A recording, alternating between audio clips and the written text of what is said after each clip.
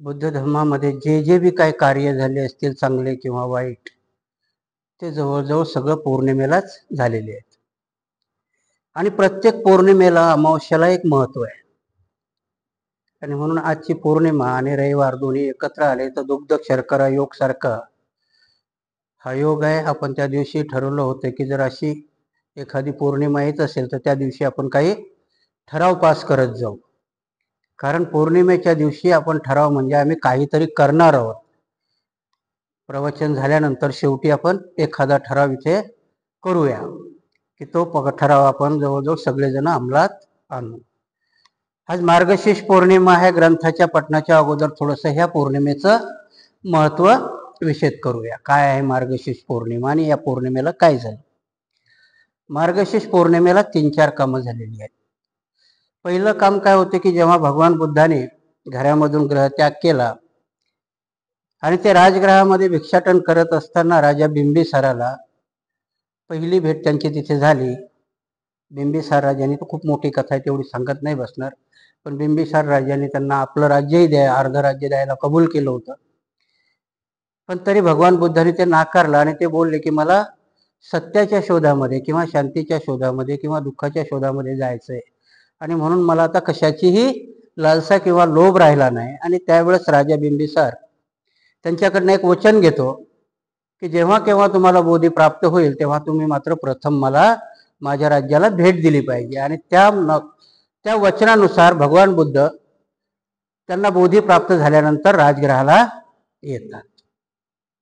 आणि मग तिथे पहिली भेट त्यांची बोधी प्राप्त झाल्यानंतर राजा बिंबिसाराबरोबर होते. बिंबिसाराला धम्म प्रवचन दिल्यानंतर ह्याच मार्गशीर्ष पौर्णिमेला बिंबिसार राजा त्यांना वेळुवन दान देत आहे.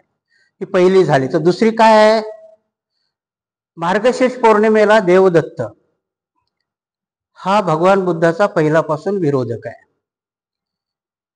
त्रिपिटकामध्ये ही कथा तर फार त्यांच्या जन्मापासून चालत आलेली आहे. पूर्वीच्या कितीतरी जन्मापासून ते दोघं एकमेकाला विरोधातच आहेत. त्याच्या बऱ्याचशा कथा आहेत. त्या कथा मी सांगत बसणार नाही. परंतु सिद्धार्थ गौतमाच्या जेव्हा बोधी प्राप्त झाली तेव्हा जेव्हा सगळे राजपुत्र दीक्षा घेतात त्याच्याबरोबर देवदत्तही दीक्षा घेतो. परंतु देवदत्ताच्या मनामध्ये असणारी असूया काही जात नाही.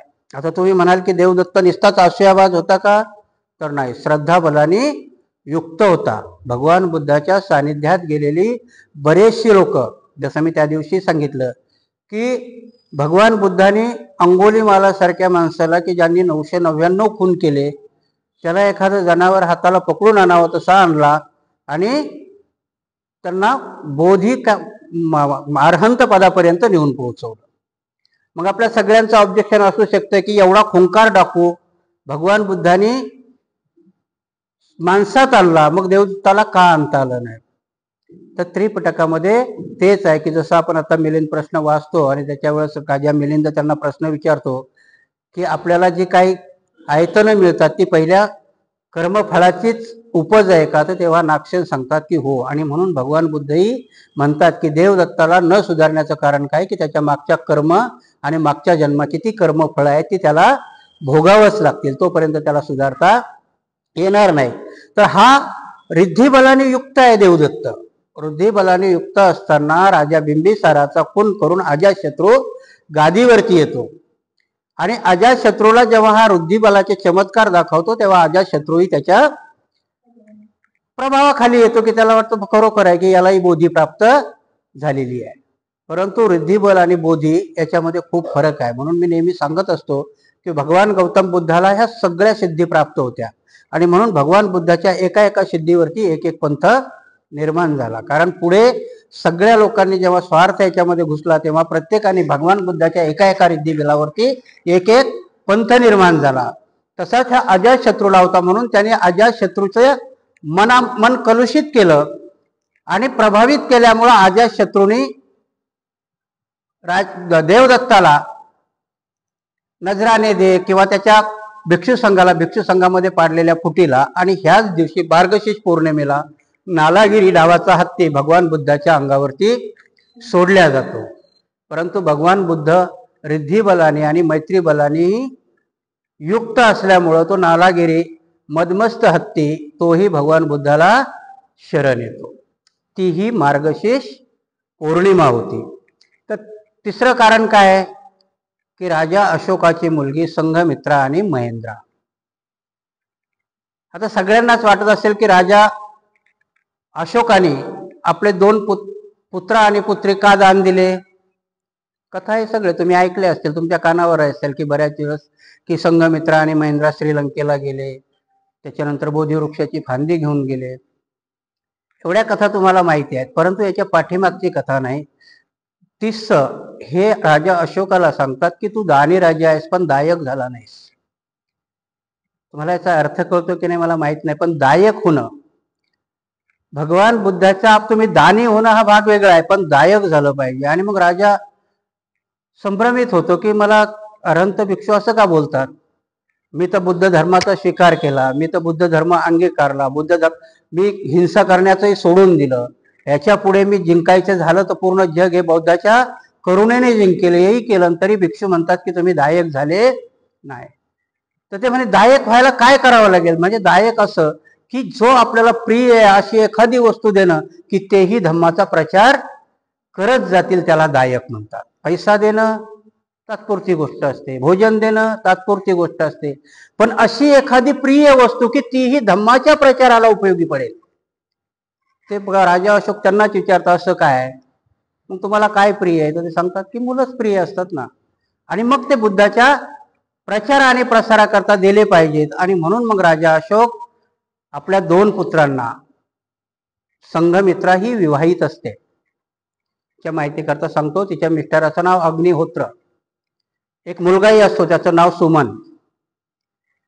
पहिल्याने हा अग्निहोत्र वैराग्यामध्ये जातो, तो संघमित्राला परमिशन विचारतो आदल्या दिवशी की मला दीक्षा घेण्याची परमिशन दे. तेव्हा ती हसते आणि त्याला सांगते की तुला कशी काय परमिशन मिळेल. परंतु जेव्हा तिस्स हे राजा अशोकाला सांगतात की तू दायक होण्याकरता तुझी मुलं तू दान दिली पाहिजेस आणि ती धम्म प्रचाराच्या उपयोगी पडली पाहिजे, त्यावेळेस महेंद्र तर लगेच तयार होतात. परंतु ह्या मुलीचं लग्न झालेलं असतं म्हणून राजा अशोक हिच्याकडे विनंती करायला जातात, कारण एकच मुलगी असते अशोकाला. आणि जेव्हा ती विचारायला जातात की संघमित्रा मला दायक बनायचंय आणि दायक बनण्याकरता ही अट आहे की माझ्या प्रिय याच्यामध्ये धम्म प्रचाराकरता तुम्ही उपयोगी पडणार. महेंद्र कबूल झालाय, तू दीक्षा घेशील का, प्रवज्ञा घेशील का. आणि बाजूलाच अग्निहोत्र उभे असतात. अग्निहोत्र कोण आहे, अशोकाचे जावाई आहे. आणि त्यांना एवढा आनंद होतो की काल मी हिला परमिशन मागत होतो, ही देत नव्हती, आणि तिचाही बापावरती एवढा जीव होता की ती सांगतात की तुम्ही वचन दिलंय तर मी प्रवज्ञा घेईल. आणि तिथे ती प्रवज्ञा घेते. तिला सुमन नावाचा एक मुलगाही असतो. आणि मार्गशीर्ष पौर्णिमेला ही श्रीलंकेमध्ये जातात 2 जण. राजा वट्टगामी, तिथे 5वी संगीती ही श्रीलंकेमध्ये झालेली आहे राजा वट्टगामीच्या कार्यकालामध्ये. आणि म्हणून जेव्हा हे तिथे जातात तेव्हा संघमित्रा मार्गशीर्ष पौर्णिमेला तिथे भिक्षुणीचा संघाची निर्मिती करते आणि बोधिवृक्षाचं रोपण करते. हा मार्गशीर्ष पौर्णिमेचे हे 3 महत्व मी तुम्हाला सांगितलेत. आणि विशेषतः म्हणजे मार्गशीर्ष पौर्णिमा ही खूप चांगल्या उपसदाचा दिवस आहे. ह्या पौर्णिमेला केलेलं उपसद चांगलं फलदायी होतं. आणि म्हणून भगवान बुद्ध सांगतात की पौर्णिमेला किंवा महिन्यातून 4 उपोषद आपल्याला रोज नाही करता आले तर महिन्यातून 4 उपोषद केले पाहिजे, ते फलदायी होतात. अशी आज ह्या पौर्णिमेची महती आहे किंवा हिचं महत्व आहे. आज तुम्हाला माहिती आहे की नाही माहिती, पण हिंदू धर्मामध्ये ह्या पौर्णिमेला खूप महत्व दिलं जातं. मार्गशीर्ष पौर्णिमा ही त्यांच्यामध्ये माहिती आहे का तुम्हाला कशाची पौर्णिमा आहे म्हणून मानतात ते, तिला दत्त जयंती म्हणतात. आज माहिती आहे का तुम्हाला दत्त कोण आहे, सद्गुरू आहे म्हणतात. कथा माहिती आहे का त्यांची कशी आहे, तर अनुसया नावाची एक खूप उपासिका त्यांच्यातली पवित्र होती आणि या 3घांच्या बायकाला तिचा हेवा वाटला. कोणाचा, अनुसयाचा. मग कोण कोण कोण होते, ब्रह्म विष्णू आणि महेश. ब्रह्माला तर बायकोच नव्हती, परंतु विष्णूची आणि महेशाची, पार्वती आणि लक्ष्मी, ह्या दोघी सांगतात की आम्ही स्वर्गातल्या तुमच्या देवाच्या पत्नी असूनही पृथ्वीवर असणारी अनुसया 1 नंबरची पतिव्रता आहे, मग आमची किंमत काय. ते देवही ऐकायचे त्यांचं. काय करायचं म्हणे, तर म्हणे अनुसयाचं पातिव्रत्य भंग करा म्हणजे मग आम्ही मोठ्या होऊ ना. त्यांच्यातली कथा ही. आणि मग तिचं पातिव्रत्य भंग करायला हे तिथे जातात, म्हणून त्यांच्या ग्रंथात लिहिलंय की ती अनुसया त्यांना बाळ करून टाकते, त्यांनाच नागडं बनवते. म्हणून कधी त्यांची प्रार्थना ऐकली ना, दिगंबरा दिगंबरा. कारण का, ते पाळण्यात नागडे करून टाकलेले आहेत तिने. आणि ते तिघही जेव्हा त्या शोधायला येतात, त्यांचे 3 मुंडके आणि एकच धड असतं, ते नागडं असतं. म्हणून त्याला सद्गुरु दत्त म्हटलं. ऍक्च्युली ह्या मिथक आहेत, ह्या कथा कुठून चोरल्या की तुमच्या त्रिरत्नाला पर्याय देण्याकरता त्याने त्रिदत्त केला. जे तुमचं 3 रत्न आहे ना, बुद्ध धम्म आणि संघ, याला पर्याय देण्याकरता. कारण समाजाला उत्सवप्रिय असतो, त्रिरत्न तुम्हाला आचरणात आणावं लागतं. तिथे फक्त प्रार्थना केली की काम भागतं. म्हणून ह्या पौर्णिमेचं मी आज तुम्हाला एवढं महत्व सांगितलं. कारण ही पौर्णिमा सांगताना तर खूप प्रवचन होतील, पण आपला अधिष्ठान मिलिंद प्रश्न वाचण्याचा आहे, म्हणून मी आज मार्गशीर्ष पौर्णिमेचं महत्व सांगून आज आपण ह्या मिलिंद प्रश्नाला